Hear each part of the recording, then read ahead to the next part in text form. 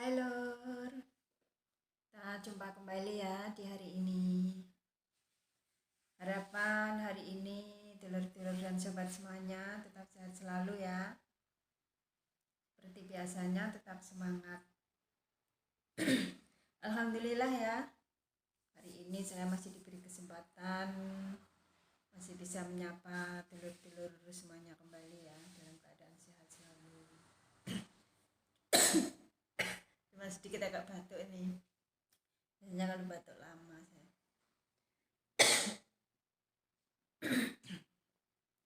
Dulur-dulur semuanya tetap jaga kesehatan ya, karena kesehatan itu yang utama, kesehatan itu lebih penting. Karena kalau badan kita sehat, kerja pun jadi semangat. Karena semangat kita ya, itu kunci dari kesuksesan. Tanpa semangat nggak ada kesuksesan ya. Harapan saya selalu sehat selalu, buat diri saya sendiri juga buat sahabat-sahabat semuanya dimanapun berada. Di kesempatan hari ini ya, saya ingin melanjutkan cerita saya yang kemarin ya. Saya lanjutkan cerita saya yang kemarin, yaitu yang saya sudah keluar dari yang ama cerewet itu ya. Sebenarnya masih banyak cerita lagi ya yang itu kisah di sana ya, tapi saya ambil sepenggalnya aja ya. Saya ambil yang sepenggal aja. Nah, setelah aku keluar dari rumah ama itu kan aku di training ya di calon majikan saya yang baru di situ. 1 hari 1 malam ya. Udah itu kan aku diambil agent lagi. Terus aku tanya sama agent gimana yang calon majikan yang kemarin. Kata agent suruh nunggu dulu. Terus saya sama agent itu disuruh pulang dulu ke Indonesia. Katanya suruh proses baru lagi gitu. Terus semua gaji saya kan dikasih ke saya, terus dipotong buat beli tiket pulang. Terus sebenarnya saya malu ya pulang ya, soalnya kan baru beberapa bulan aja di Taiwan.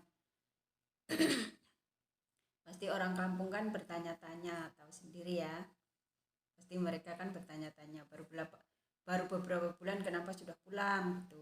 Terus saya kan saya bilang aja kalau yang aku rawat itu meninggal gitu. Terus aku disuruh pulang mau proses baru lagi gitu. Terus aku di rumah sekitar 2 bulan. Terus aku terbang lagi ke Taiwan ya, ke majikan yang aku di training itu. Nah di situ kan majikan belum pernah ambil pembantu, baru mau ambil pertama kali saya ya, jadi kan belum berpengalaman ya, belum berpengalaman punya pembantu. Nah di situ cuman tinggal bertiga, aku ama sama majikan aku cewek. Majikan aku itu perawan tua gitu ya, nggak nikah dia. Ama punya 3 anak, 2 perempuan 1 laki-laki. Yang perempuan itu tidak nikah semua, yang nikah cuma anak yang laki-laki itu. Nah di situ awal mulanya juga itu susah juga ya, harus banyak perjuangan juga, harus benar-benar menguji kesabaran saya lagi gitu. Tapi tidak separah yang di amat cerewet itu. Cuman ini kan kendalanya kan karena Mama kan tidak pernah pergi kemana-mana, tidak pernah keluar rumah. Jadi kata agentku, Ama ini takut sama orang asing, maksudnya takut sama orang yang belum dia kenal gitu. Terus waktu aku baru datang itu ya ke situ beberapa bulan gitu, amaku amaku itu mungkin takut sama saya karena kan belum beradaptasi, juga belum pernah lihat, belum kenal kan. Kata majikan sama agent kan, Ama takut orang asing yang Ama nggak pernah kenal gitu. Terus setiap hari itu aku diusir sama Ama, mau dipukulin pakai tongkat setiap hari sama Ama itu kalau Amanya nggak tidur gitu ya. Aku kemana aja diikutin, pokoknya diikutin, suruh pergi gitu, ke dapur diikutin, ke kamar diikutin, pokoknya mau dipukulin pakai tongkat, suruh pergi. Terus barang-barang saya itu dibuangin semua sama Ama, dibuangin semua sama Ama. Pokoknya kalau makan gitu ya, aku lihat gitu, dia langsung marah-marah aku mau dipukul pakai tongkat. Amanya itu umur 90 tahun, tapi dia masih sehat, masih bisa jalan sendiri, apa-apa masih bisa sendiri. Makanya kalau dia melihat saya itu diikutin terus, mau dipukulin pakai tongkat, mau di, mau dipukulin pakai tongkat. Tapi saya selalu berusaha untuk sabar, gimana caranya saya bisa mengambil hati Ama, hati majikan ya, biar mereka suka sama saya gitu. Yang namanya berjuang itu pasti awalnya akan harus itu ya, benar-benar kuat segalanya ya. Semoga nanti kan ke depannya kan lebih baik. Nah, setelah beberapa bulan, akhirnya kan Ama kan hatinya udah luluh, udah biasa sama saya, udah beradaptasi lah gitu. Akhirnya kan Ama kan udah bisa menerima saya juga. Yang ini majikannya baik banget, nggak cerewet sama sekali ya. Terus setelah Ama bisa menerima saya, malah gantian dia kalau nggak lihat aku dia nyariin terus. Terus majikan itu sudah percaya lah sama saya gitu ya. Pokoknya masalah pekerjaan, masalah masak gitu nggak pernah ada komplain sama sekali. Selama saya kerja di situ, majikan itu nggak pernah komplain sekalipun ya ke agent masalah tentang pekerjaan saya atau masalah apa, itu nggak pernah. Terus sampai majikan itu sudah benar-benar percaya sama saya. Kalau belanja gitu ya, belanja itu saya yang belanja, majikan cuma naruh uang aja di situ di kotak kecil gitu ya buat belanja gitu. Jadi majikan saya itu nggak mau tahu apa di rumah itu apa yang habis, dia mah nggak tahu. Jadi dia cuma naruh uang di situ, aku yang belanja. Juga majikan tuh nggak pernah ya nyuruh belanja ini belanja itu, beli sayur ini sayur itu, atau masak ini masak itu, nggak pernah. Jadi apa yang aku beli, apa yang aku masak, dia makan gitu ya, nggak pernah ada protes gini nggak pernah. Dan alhamdulillah ya, ini dapat majikan baik ya, karena yang awal tadi saya udah berusaha untuk bersabar, ternyata kesabaran itu ada hikmahnya ya, hikmahnya luar biasa ya Lur ya. Terus karena majikan udah benar-benar percaya ya, kalau Imlek ya, Wonien gitu, majikanku itu pergi ke luar negeri 1 minggu, aku di rumah sendiri sama Ama gitu. Kadang ditemani sama kakaknya kalau malam, tapi kakaknya datangnya kalau pas dia mau waktu tidur gitu baru datang. Nanti pagi-pagi banget dia udah pergi lagi, udah pulang gitu. Jadi tiap tahun itu kalau Imlek pergi liburan ke luar negeri majikanku. Jadi aku sendiri sama emak. Karena mungkin sudah itu ya, sudah benar-benar percaya ya aku bisa bertanggung jawab menjaga ama, benar-benar baik bisa jaga ama. Jadi dia itu sudah los gitu ya, udah los ninggalin aku sama ama sendirian di rumah gitu. Dia percaya aku bisa jaga ama baik-baik gitu.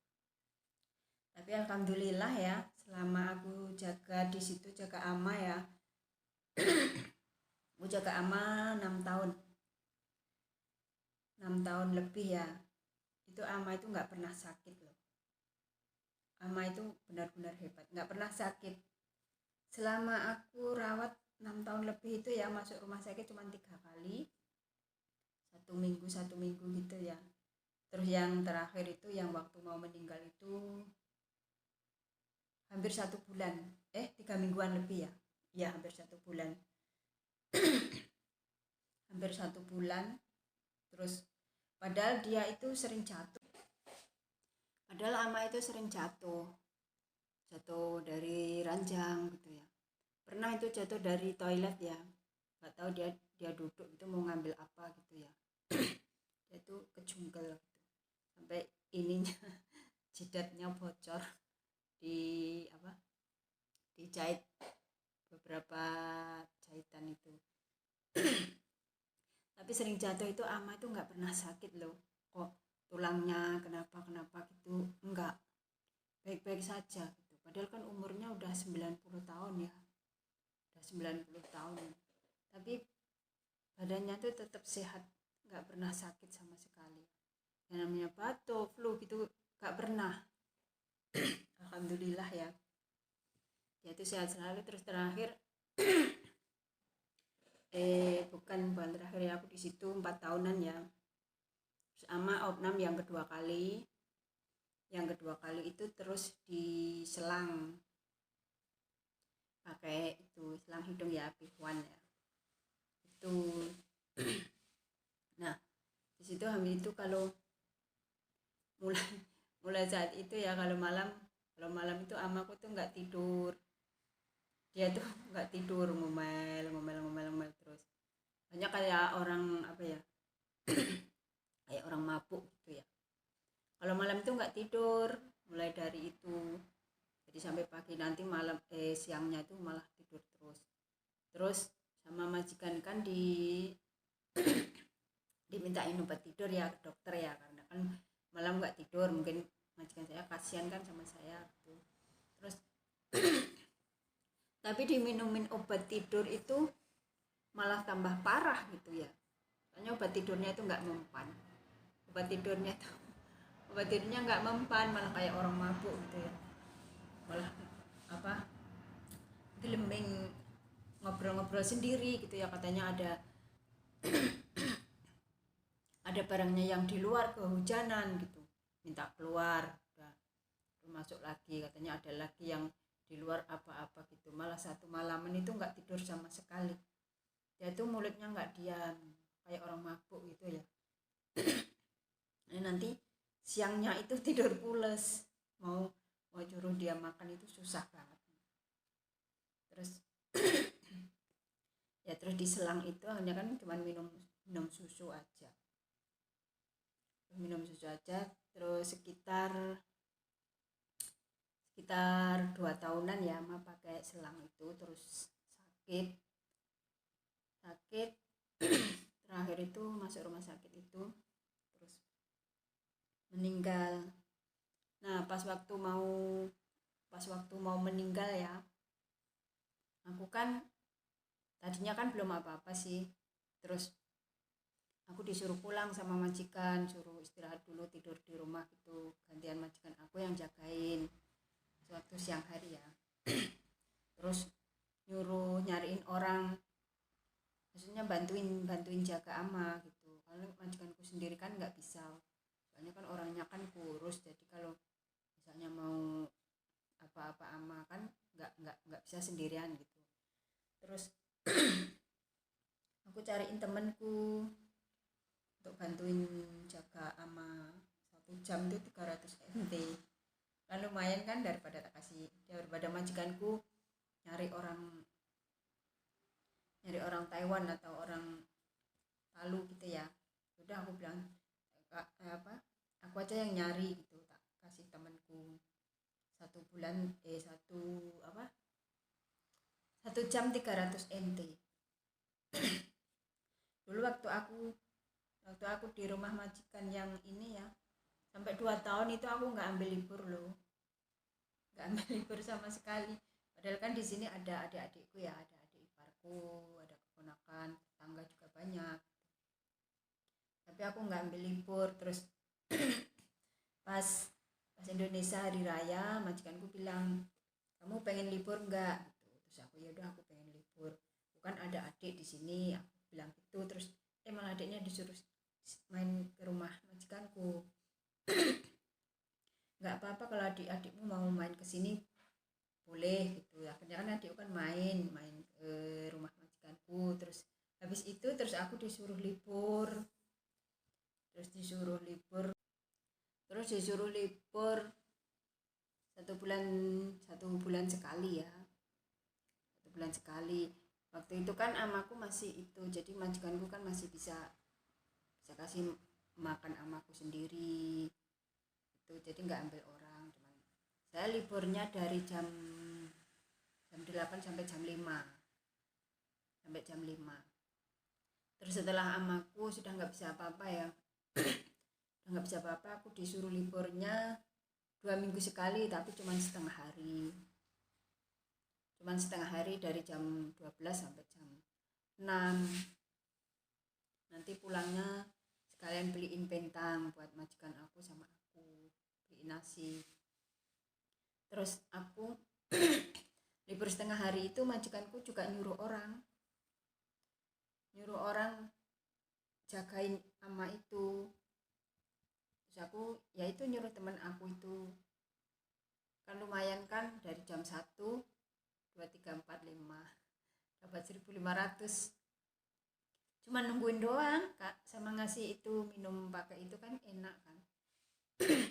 Cuma duduk, maksudnya nggak harus ngapa-ngapain gitu, cuman nungguin ama gitu. Kalau misalnya ama mau ganti popok atau apa gitu, soalnya majikanku nggak kuat, cuman mau miringin ama aja dia nggak kuat, makanya harus ngambil orang. Nah setelah amaku meninggalkan setelah 6 tahun ya aku jaga ama.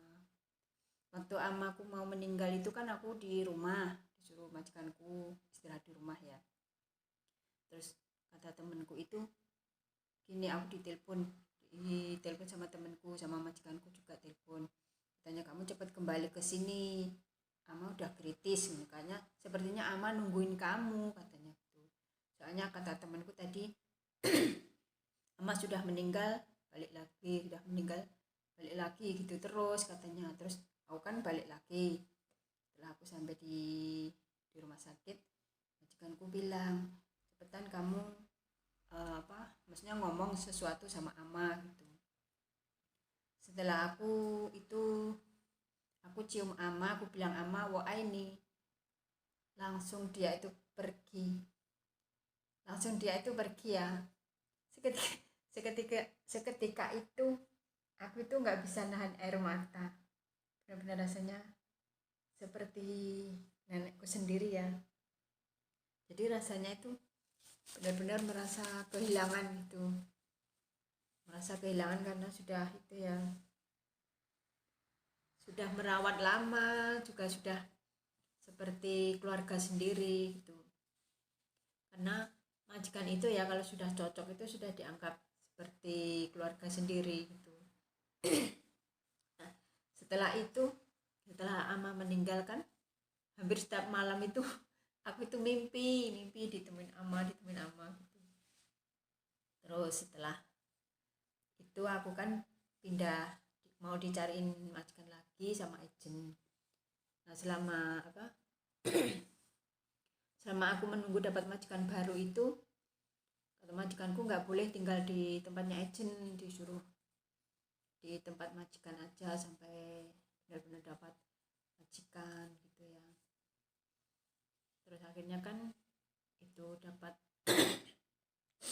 nunggu lagi 1 bulan lebih ya aku di rumah